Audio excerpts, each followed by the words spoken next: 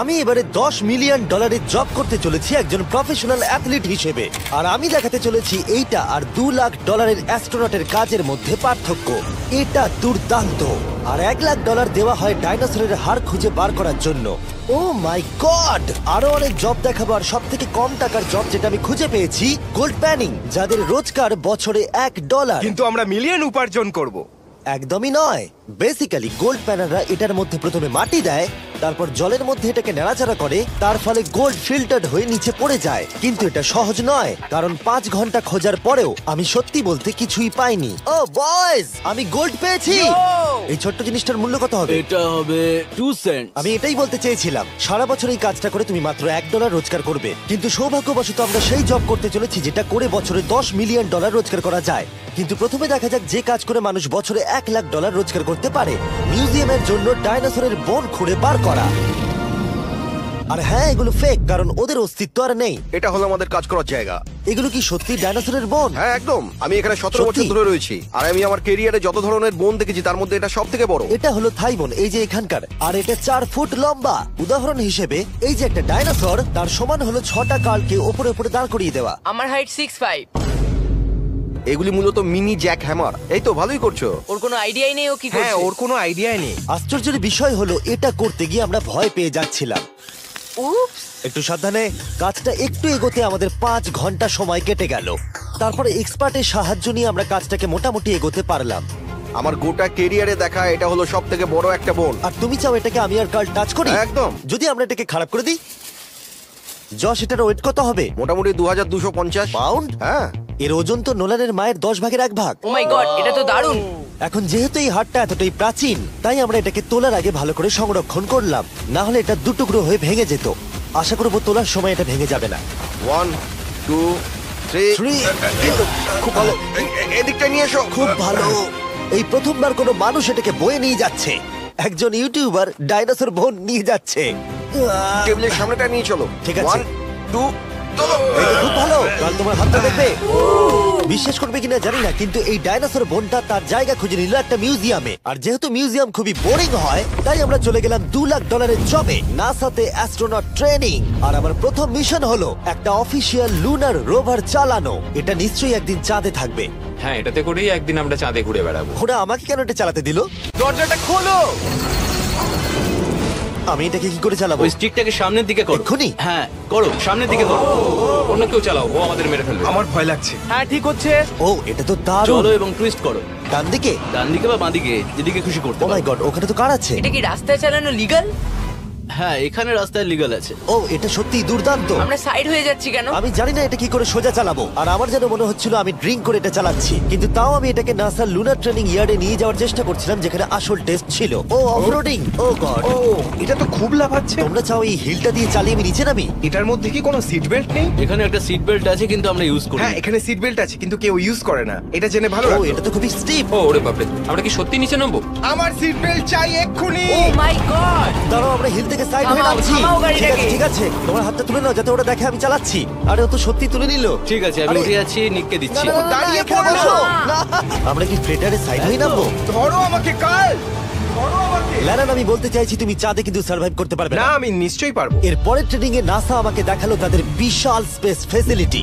ওরে বাবারে, এটা হলো পৃথিবীর 2য় বৃহত্তম পুল। সত্যি কথা বলতে মনে হচ্ছিল ওরা আমাদের কি ট্রেনিং দিচ্ছে, বিশেষ করে যখন আমাদেরকে স্পেস স্যুট দেখানো হলো। আমি যতদূর জানি তুমি একটা স্পেস স্যুট পরলেই তুমি অ্যাস্ট্রোনট হয়ে যাবে। কিন্তু এর মধ্যে একটা গন্ডগোল আছে। স্পেস ওয়াকে তোমাকে কি ডায়পার পড়তে হয়? তোমাকে 12 ঘন্টা স্যুটটা পরে থাকতে হবে। ওয়াও, এই নাও। এটা সত্যি একটা অ্যাডাল্ট ডায়পারের মতো। ওকে, আচ্ছা, একটু সাবধানে। হ্যাঁ। এটা হাতে তৈরি করা। এটা পরে কিন্তু অনেকবার স্পেসে ঘোরা হয়েছে। তার মানে আসল অ্যাস্ট্রোনটরা এটা মনে পড়েছে। রেখো, ওই অ্যাস্ট্রোনটটা কিন্তু এর মধ্যে টয়লেট তুমি করেছে। কি এর মধ্যে টয়লেট করেছো? আমি না, এই স্যুটটায় নয়। ঠিক আছে। ওকে, আমার পরের মিশন কখন শুরু হবে? তুমি এখন থেকে 1 বছর পর কি করবে? ভেবে দেখতে হবে। ওকে ওকে। আমার ট্রেনিং এর ফাইনাল স্টেপে সবথেকে দুর্দান্ত জিনিসটা আমি করেছিলাম। ওরা আমাকে মুন টাচ করতে দিল। না না, এটাকে জোরে টানতে হবে। এটার ওয়েট 9000 পাউন্ড। এটার ওয়েট 9000 পাউন্ড। ভাই, দারুণ। পৃথিবীর মধ্যে এটা সব থেকে বড় চাঁদের পাথরের কালেকশন। আমার বিশ্বাসই হচ্ছে না এটা আমি করতে যাচ্ছি। তুমি এখন জানলে আমাদের ইউটিউব চ্যানেল আছে। হ্যাঁ। ও মাই গড, এগুলো সোজা মুন থেকে নিয়ে আসা হয়েছে। তুমি আমাকে এটা ছুঁতে দেবে, তার কত % চার্জ আছে? 0। গতকাল আমরা একটা ডাইনোসরের ফসিল খুঁজে বার করেছি, তাই আমি এই বিষয়ে এক্সপার্ট। আমি এটা টাচ করি, না। চেষ্টা তো করলাম। এই যে মেটেরিয়ালটা দেখতে পাচ্ছ, এটা হলো আসলে লুনার সয়েল। ও মাই গড। তুমি এখন চাঁদকে ছুঁয়ে ফেললে। ও, এটা তো দারুণ। তার মানে এই টিউবের ভেতরে চাঁদের মাটি আছে, আর এটাকে নিয়ে আসার পর খোলাই আর হয়নি। তোমরা চেক করনি তাহলে এর ভেতর তো এলিয়েনও থাকতে পারে। হ্যাঁ, চাঁদ থেকে আনা হয়েছে, তাই থাকতেই পারে। দাঁড়াও। থেকে এটা আমরা চাঁদ শুনলে? থেকে। আর তারপরে আমরা এলিয়েনরা যে সত্যি আছে এটা জানার পরে আমরা গেলাম স্ট্র্যাটোস্ফিয়ারে আমাদের পরের জব করতে। সেখানে নোলান আর গার্ল একটা প্লেন চালাবে। আমি আগে কোনোদিনও প্লেন চালাইনি। আমরা জানি না আমরা কি করছি। প্রথম দিনের ফ্লাইট ট্রেনিং এ তোমাদের স্বাগত। আমি মজা করছি না, ছেলেরা প্রথম প্লেন চালাতে চলেছে, তাও আবার মাত্র একবার এই ফ্লাইট সিমুলেটরে প্র্যাকটিস করার পরে। আচ্ছা, এটা হলো আমাদের থ্রটল। এটা পেছন দিকে টানলে এটা স্লো হবে, ঠিক এইভাবে। ও মাই গড। আর নোলান ক্র্যাশ করার পরে, ক্র্যাশ করার পরে এবং ক্র্যাশ করার পরে, তুমি প্লেনটাকে ক্র্যাশ করে দিলে। তারপরে যদিও সে সাকসেসফুলি ল্যান্ড করিয়েছে, আর সেই কারণেই সে আসল প্লেন চালাবার অনুমতি পেল। বাপরে, আমার খুব ভয় এই, লাগছে। তুমি এটা করতে পারবে না নোলেন। প্লিজ তুমি আরো ভালোভাবে প্র্যাকটিস করে এসো। ও মাই গড, আমি এখন একটা প্লেন চালাবো। ও মাই গড। ওকে, তাহলে আমরা যাবো। তুমি তৈরি? হ্যাঁ, আমি একদম প্রস্তুত। Full throttle, approaching 60। কিছুটা কাঁপছে, কিন্তু তুমি এটাকে জাস্ট টিপ টেনে দাও। আমরা টেক অফ করছি। এই তো, খুব ভালো। ও মাই গড, তোমার প্রাণ এখন আমার হাতে। এ সত্যি এই পুরো জিনিসটাকে একা কন্ট্রোল করছে। হ্যাঁ, ও সবকিছু একাই করছে। আচ্ছা, টার্বুলেন্সের জন্য ক্র্যাশ হয় না তো? কি বলি? এটা দেখো, আমি এখন ডান দিকে যাব। চলো। ডান দিকে চলো। ও মাই গড, আমরা হেলে যাচ্ছি। আমার বিশ্বাসই হচ্ছে না এটাকে আমি কন্ট্রোল করছি। হাত ছেড়ে দিয়েছি। এরকম করো না। ও মাই গড। তুমি কি পাগল? আমি তোমাকে মেরে ফেলবো। ঠিক আছে, আমরা ওখানে যাব, তারপর ফিরে এসে ল্যান্ড করব। ও মাই গড, এবার কি হবে? এই একটাই জিনিস যেটা সব মানুষের কাছে বড় চ্যালেঞ্জ। ঠিক আছে, এবার আমি নামছি। আমার মেন্টাল হেলথ এখন একদম ঠিক নেই। এই জায়গাটায় আমি সব সময় সিমুলেটরে ক্র্যাশ হয়ে যাচ্ছিলাম। ও গড। আমরা এখন ওই রানওয়েতে ল্যান্ড করতে চলেছি। ও মাই দাঁড়াও, গড। দেখো আমরা মাটির কত কাছে, তাই না? ধরে রাখো, ধরে রাখো, নিচের দিকে করে সোজা ধরে রাখো। ও মাই গড। সাবধানে শটলের উপর হাতটা রাখো। তোমাকে এটা পেছনে টানার জন্য অপেক্ষা করতে হবে। দীর্ঘ নিঃশ্বাস নাও। এবার আমরা নামছি।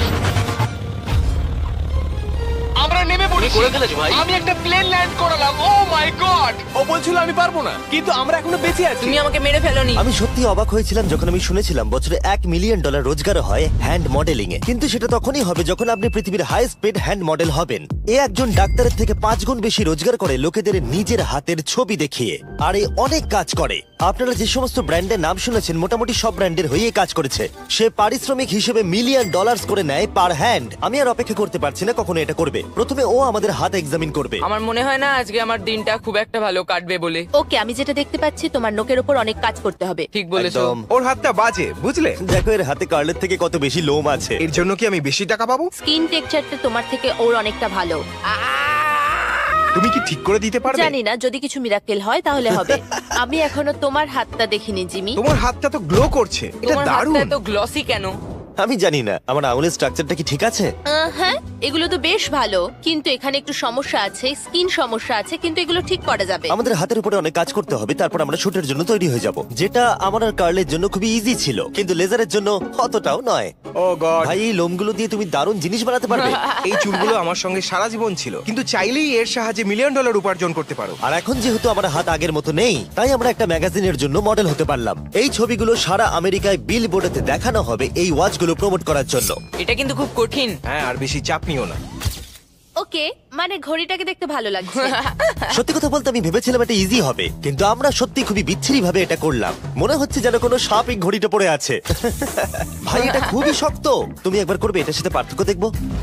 ও কি দুর্দান্ত। তোমার হাত নড়েনি তাই প্রোডাক্টটা দারুণ দেখা যাচ্ছে। ভালো মডেল হওয়া মানে একটা ঘড়ি পরে নিলাম তাই নয়, মাঝে মাঝে মডেল হিসেবে তোমাকে অদ্ভুত জিনিসও করতে হয়। তুমি ভয় পাচ্ছ কেন? কারণ অফ ক্যামেরাতে হাতে একজন সাপ আরে ধরে ভয় পাওয়ার আছে। কি আছে? চিন্তা করো না কার্ল, চিন্তা করো না। ওর হাতটা এখানে রাখো যাতে ওর মাথাটা একটু সাপোর্ট পায়। হ্যাঁ একদম। এর মাঝে আমি একটা জিনিস ঢোকাতে চাই, সেটা হলো ইমোর্টালস অফ অ্যাভিয়াম। এরা এই ভিডিওর স্পন্সর। একটু এখানটা ধরো। হ্যাঁ ঠিক আছে। এখন এই মডেলিং করছে একটা ওয়াচ, একটা স্নেক আর এই গেমটার। ও এটা দেখো, এটা দুর্দান্ত লাগছে।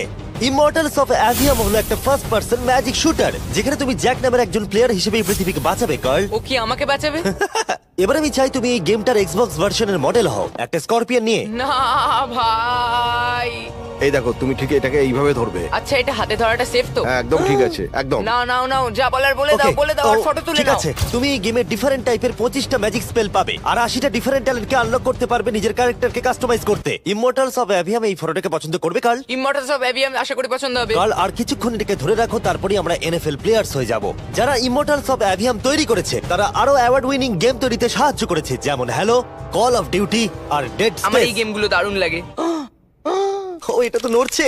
আর দারুণ জিনিস হলো ওরা আমাকে এই গেমের বস করেছে, আর যদি তুমি আমাকে মারতে পারো তাহলে এই গেমের যে কোনো বসের থেকে বেশি গোল্ড পাবে। ও না, আরে চিন্তা করো না, আরে ওর দিকে ভয় পেও না। তাকিও না।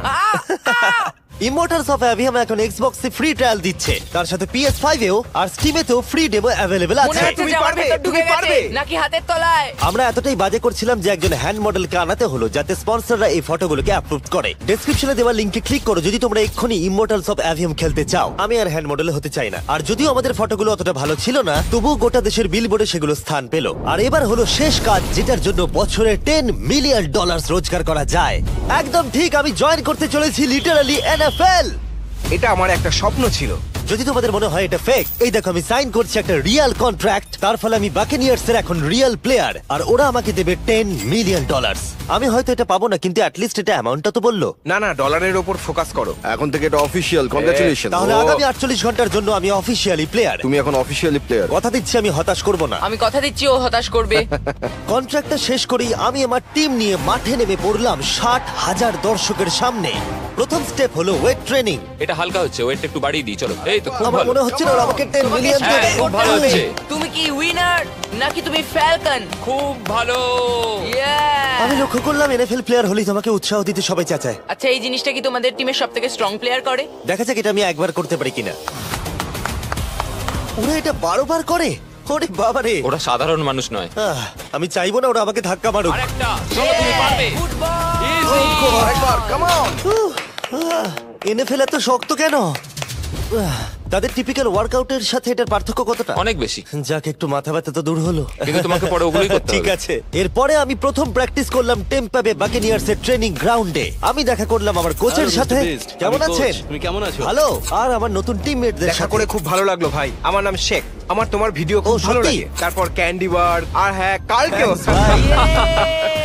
আর আমার নতুন টিমমেটরা বিশ্বাসই করছিল না আমি সত্যি করে টিমে সাইন করেছি, তাই আমি আমার কন্ট্রাক্টটা ওদের দেখালাম। এটা একই তো যাতে তোমরা সাইন তুমি তো করেছিলে? দেখছি আমার থেকে বেশি টাকা পাচ্ছ গো। আমাকে এত কিন্তু দেওয়া তুমি হয় পড়লে না। দেখতে পাবে 48 ঘন্টার মধ্যে ক্যান্সেল না করলে কিন্তু আমরা ক্যান্সেল করে দেবো। দেখো এখানে যদি আরো আমি অনেক সঠিক কিছু বলি। লেখা আছে। যাই হোক, অফিশিয়ালি তুমি এখন আমি আমাদের জানি, টিমে। Thank you. কিন্তু আমার অন্য তোমাকে এখন টিমমেটরা অনেক ওখানে খাটতে আছে। হবে। ওদের কাছে আমাদের বাচ্চা মনে হচ্ছে, ওরা খুবই লম্বা। একবার ওর হাইটটা তো দেখো। সত্যি কথা বলতে এর আগে আমি কখনো ফুটবলই খেলিনি, তাই ওরা আমাকে একটা কিক মারতে দিল, যেটা আরিয়া। ও, আমি বিচ্ছিরি ভাবে করলাম। মিস্টার বিস্ট আজকে সারাদিন প্র্যাকটিস করো, কালকের মধ্যে রেডি হতে ঠিক হবে। বলেছো, ঠিক বলেছো। আমি চেষ্টা করছি। যেহেতু এর আগে আমি কখনো কোয়ার্টারব্যাক খেলিনি, আমি ছুটছি। আমি যতদূর পারলাম ছোড়ার চেষ্টা করলাম। এটা টাচডাউন। তোমাদেরকে আমি বলে দিই যে টিমটা আমি জয়েন করেছি সেটার হয়ে টম ব্র্যাডি সুপার বোল জিতেছে, তাই ভাবলাম ওকে সারপ্রাইজ দিলে ভালো লাগবে। ও, এই তো টম। ও, এক্ষুনি আমার লেগে যাচ্ছিল। টিভি কেমন আছো ভাই? কেমন আছো কেমন টিভি? আছো ভাই? এখানে একজন আমার বন্ধু আছে, ও খুশিতে প্রায় মরেই যাবে যদি তুমি ওকে একটা না, না, হাই বলো। তুমি এটা একদম করো আমি না, জানি জিমি, তুমি খুব করো না খুশি। এটা। ও শেষ। এরপরে আমরা প্র্যাকটিসের থেকে বেশি মজা করতে শুরু করলাম। লিটল ম্যান, ও, তারিক, তুমি অনেক ছোট। হ্যাঁ, তুমি যাও গিয়ে শুট করো। ঠিক আছে, পরে দেখা হবে।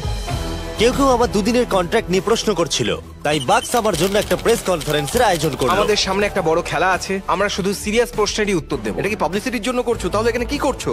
যতটা সম্ভব ভালো ভিডিও তৈরি করার হ্যাঁ, জন্য। এটা পাবলিসিটির জন্যই করা। পরিষ্কার বলে দিই আমি NFL প্লেয়ার নই।